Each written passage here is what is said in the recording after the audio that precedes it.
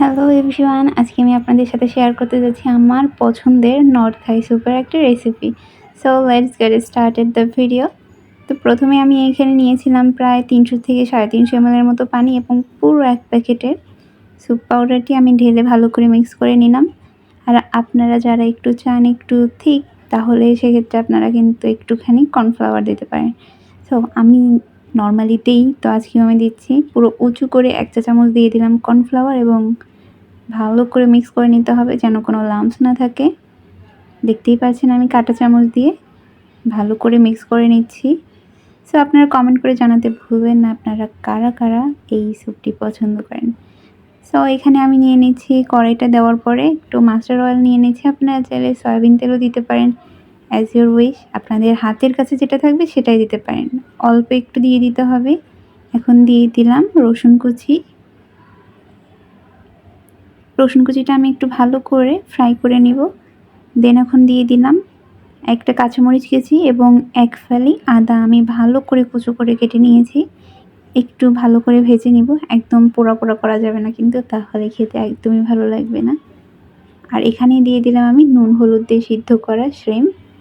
আপনি মুরগির মাংসও সিদ্ধ দিতে পারেন, চিংড়ি মাছ, বা চাইলে কিন্তু আপনি ডিমও দিতে পারেন।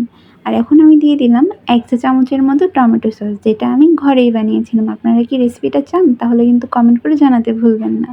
দেখতেই পাচ্ছেন ভালো করে আমি এখন মিক্স করে নিলাম, পুড়ে যেন না যায় সেদিকেও কিন্তু খেয়ালটা রাখতে হবে। আর দিয়ে দিলাম 1 চা চামচের 4 ভাগের 1 ভাগ লবণ এবং স্যুপটা যে আমি মিক্স করে রেখেছিলাম সেটা দিয়ে দিলাম। এখন একটু অনবরত নাড়তে হবে, যেহেতু আমরা কর্নফ্লাওয়ার দিয়ে দিয়েছি, যাতে দলা পাকিয়ে না যায় সেজন্য আমরা একটু বলক আসা পর্যন্ত ওয়েট করব, নাড়তে থাকবো। দেন বলক আসার পরে আপনি 5 থেকে 6 মিনিট একটু জাল করে নিতে পারেন। তারপরে আপনি গরম গরম পরিবেশন করতে পারবেন। আপনি চাইলে উপরে আরেকটু, যদি আপনি কাঁচামরিচ লাভার হয়ে থাকেন আমার মতো, তাহলে উপরে কিন্তু একটা কাঁচামরিচ কুচি করে দিতে পারেন, তার সাথে ধনেপাতা কুচি। একদম জমে যাবে আপনার সন্ধ্যার নাস্তা।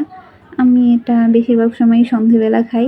আর বৃষ্টির দিন হলে তো কথাই নেই, সাথে সাথে আপনার শীতের দিন, বৃষ্টির দিন আপনার শরীরটাও গরম করে দিবে, কারণ যেহেতু শীতের সময় হাত পা ঠান্ডা হয়ে আসে, আর বৃষ্টির সময়ও কেমন যেন গা হাত পা ম্যাচ ম্যাচ করে, একটু আলসেমি লাগে। সেক্ষেত্রে এই স্যুপটা কিন্তু আপনাকে ম্যাজিকের মতো কাজ করে দিবে।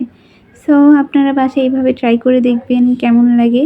আর আপনারা যদি এরকম নতুন নতুন নরের বিভিন্ন স্যুপের রেসিপি চান, কীভাবে খেলে অনেক বেশি মজা হয়, তাহলে কিন্তু আমাকে কমেন্ট করে জানাতে পারেন, আমি ট্রাই করব। আল্লাহ হাফেজ এভরিওয়ান।